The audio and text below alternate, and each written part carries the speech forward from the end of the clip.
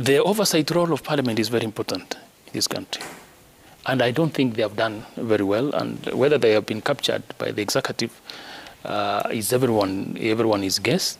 But you can see what is happening, especially on the issue of the recommendation of 400 billion, and then all of a sudden they have accepted the whole of this thing. That's what I can say. Thank you. Thank you. And before Raphael jumps in, also gives his take, let's continue to point you towards those pictures on our screen. It's rather, I wouldn't use the word slow-moving convoy, but there is a ceremony here, and obviously it allows for members of the press to get the best pictures and the best angles. It's a very short drive, ideally about 8 minutes or so if you were to look at Google Maps to estimate the distance between Treasury Building and Parliament. And the man in that vehicle, one question that economists have been talking about quite a bit this week is whether he has put together a budget that looks at fiscal consolidation. Of course, he hasn't put the budget together alone. It's been part of a wider team that is involved in the budget-making process, including ordinary Kenyans, as per public participation captured in our constitution. But does the word fiscal consolidation ring in your mind when you think about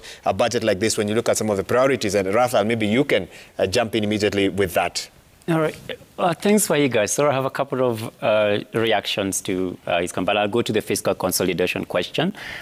In the projections, they are consolidating to about 6% deficit to GDP. So if you look at where we are right now, anywhere north of 8.2% or thereabout, the planned 2022-2023 budget framework envisions a deficit of about 6%. So you'd argue that they're consolidating. I think in the earlier stage of the conversation, when you're just crossing over, you had an interesting conversation about what's that in Swahili.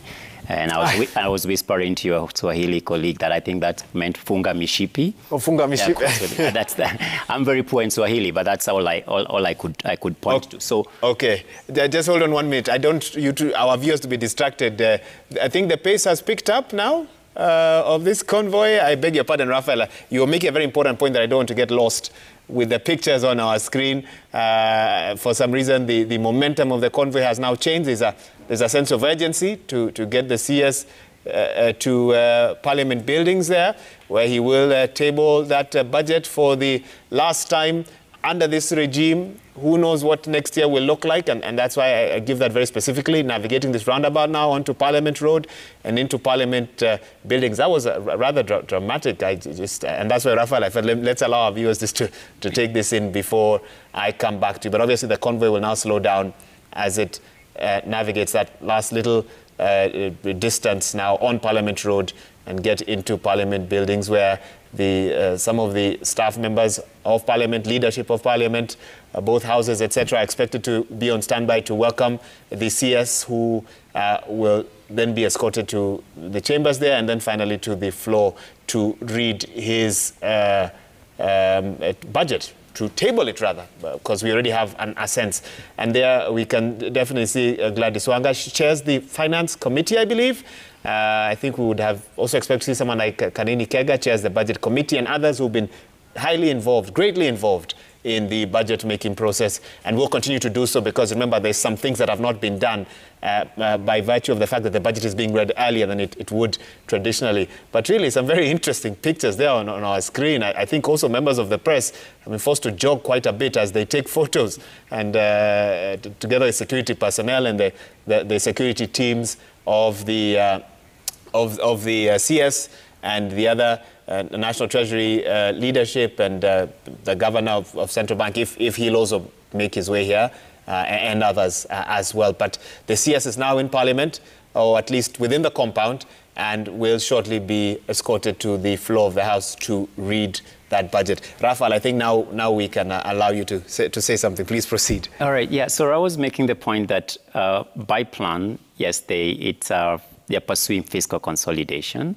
And it's a multi-year program, at least by intention. I know there will be legitimate quibbles about whether the actual outcome of it is consolidative.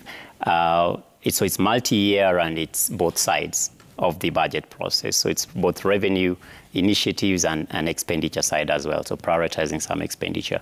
On the revenue side, it's heavily run to that expectedly, because the shrinkage of the deficit from the over $1 trillion to the current 840, whatever number you want to go with, that's proposed in this budget, is probably 17% reliance on revenue shoot up, which then brings the ride and the risk to the whole balancing act of whether that revenue ambition is actually achievable given the current tax base or resource constraints that we have, and points me to my earlier point, that everything is heavily predicated on performance of the economy broadly. Gladly, there was a rebound. We expect similar, very positive performance, notwithstanding the pain that we are seeing. But back to, I need to react to this. So economic regulation is very interesting, and the way it's playing out, at least topically now, is with the subsidy framework, because that's a price control.